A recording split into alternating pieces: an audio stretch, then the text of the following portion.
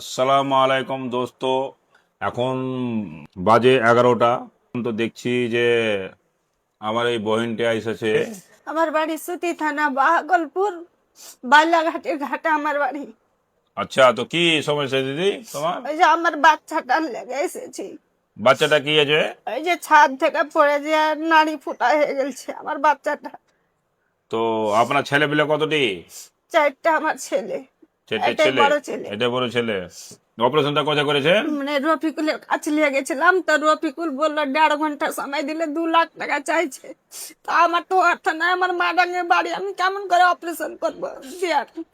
Operation করলাম না, transfer Baharampur করলাম, বহরমপুরে দায়িত্ব নিল না। 3 ঘন্টা বাদ বললো আমার কাছ থেকে আধার কার্ড লে গেছে, তোমার ছেলে নাই।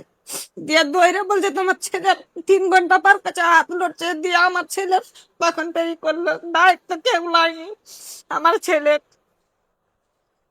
কেউ বলেনি কি বাঁচবে আমার ছেলে। হুম, তোমার ছাদ থেকে আপনার গেছিল?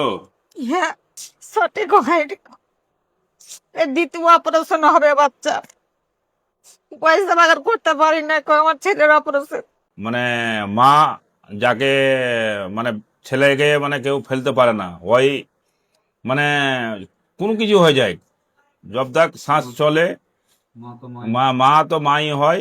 ওই লেগে কত কষ্ট করে, কতদিন থেকে হয়েছে বলেন? 3 মাস। হ্যাঁ, 3 মাস। 3 মাস থেকে কত রড ঢুকে মানে এই জায়গাটা মানে ইয়ে গেছে, অপারেশন হয়েছে। তো মেলা টাকা খরচা হয়েছে, আর বাকি ইট লাগা আছে। তো ওই লেগে আমার কাছে এসছে। তো দোস্তরা, বন্ধুরা, মানে একটা আমার আপনার উপরে অনুরোধ, একটা স্ক্যানার লাগাতে হবে। আমি তো যা দিচ্ছি দিব, তবে যা পারবেন আপনারা, 200 পারেন, 100 পারেন, 50 পারেন। কেন আমার তো কোনোই নাই। আমি বোনটা বলছি, আমি বলছি বোনটা আমি বলে দিয়েছি, তোমার আমার বন্ধুরা আছে, আমার উপরে ভরসা আছে বন্ধুর উপরে, যে কিছু না কিছু আপনার হবে।